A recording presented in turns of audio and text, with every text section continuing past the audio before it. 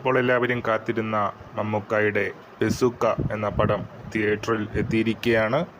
അപ്പോൾ പ്രതീക്ഷ ഒട്ടും തെറ്റിച്ചിട്ടില്ല എന്ന് തന്നെയാണ് ഈ പടത്തിനെക്കുറിച്ച് പറയാനുള്ളത്. ഏകദേശം 25-30 കോടി രൂപ ബഡ്ജറ്റിലിറങ്ങിയ ഒരു കിടിലൻ ക്രൈം ത്രില്ലർ തന്നെയാണ് മമ്മൂക്കയുടെ ബസൂക്ക. ഈ ചിത്രത്തിൽ എടുത്തു പറയേണ്ട ഒരു കഥാപാത്രം ഗൗതം വാസുദേവ് മേനോൻ അഭിനയിച്ച ആ പോലീസ് ഓഫീസറിൻ്റെ വേഷം തന്നെയാണ്. വളരെ മികച്ച രീതിയിൽ അദ്ദേഹം ആ ഒരു വേഷം കൈകാര്യം ചെയ്തിരിക്കുന്നു.